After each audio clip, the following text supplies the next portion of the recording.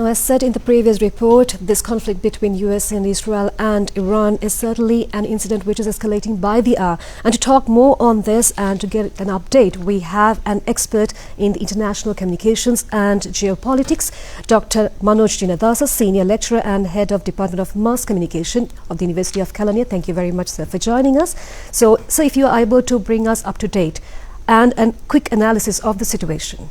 At the moment, the war is emerging for another dimensions that we never ever expect this kind of a crisis in the early beginning of the 21st century. This is not a war, but it is a kind of effects of a mental lunaticism, as the geopolitics and the international communication explain, because one person's idiosyncrasy has become a crisis over the world. So that has taken a much bad effects over next decades. So this has more effects not only for the human beings but also the every living sentient beings. That is the latest analysis, because still the two parties are not yet for good solutions. Even the Geneva or the UN Congress, which is the Security Council, which established in 1945, that never ever we don't want this kind of a crisis. That is the effect from the First and Second World War. But here, once again, 100 years after, by 2026, again the same things has coincidental. That's the latest analysis. Now, Doctor, these events in the global stage, they don't happen haphazardly, right? These have some build-up. It doesn't just happen out of thin air. Yeah. What sort of an origin story does this conflict between Iran and together USA and Israel? Well, Sonal, now you know that this is not isolated or elucidated as a result of one single coherent aspect or holistic incident, but it has a longly driven rooted. You know, after the soon Second World War, what happened with the conflict of antagonistic disputes between JVs and other people in the Europe? The segmentarian people were located in the Palestine, the Gaza. So that this is an extension of the 21st century war.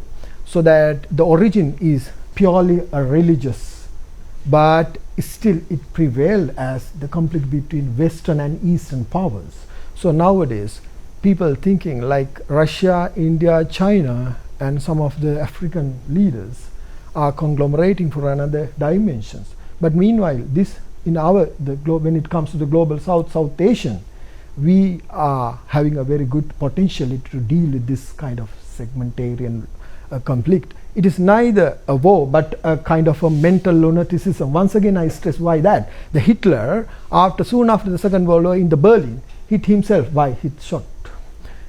He told that I wanted a very clear white world, but I failed. It is only my idiosyncratic mental lunaticism. The same thing happened. It is not the fact of the Donald Trump or so, but it's a fact of once again the depression of humankind.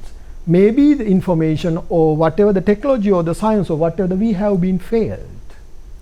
Now, Doctor, there in terms of reporting, now various international media organizations are reporting this incident in various different ways.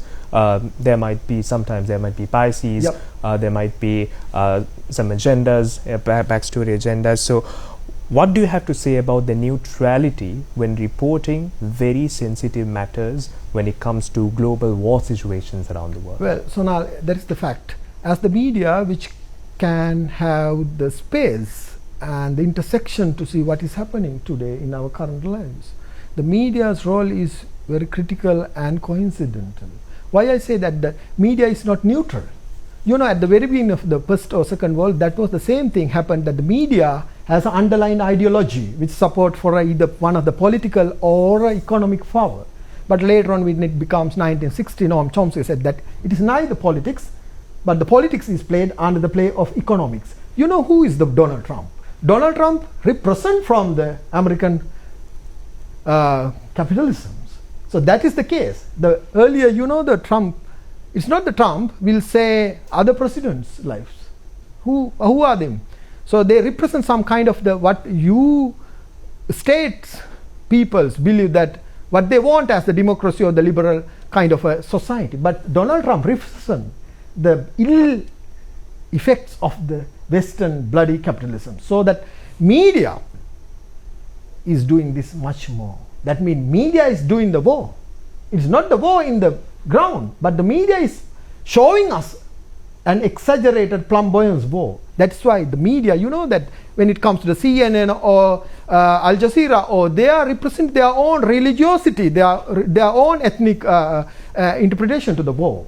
But we as the nation should represent how we can calm down and cool down our people through a proper spectatorship. So the media role in this juncture is very critical, should be more polite and honest in order to make a very peaceful society in our eyes, before our eyes. I think that's great insights, Dr. Manoj. Thank you very much. And as the state broadcaster, the Sri Lanka Rupavahini Corporation always stand by the unbiased nature of news reporting. Thank you, Dr. Manoj Jenadasa. We had the head of department, senior lecturer at the Department of Mass Communication at the University of Kelaniya. Thank you very much, Doctor, for joining with us.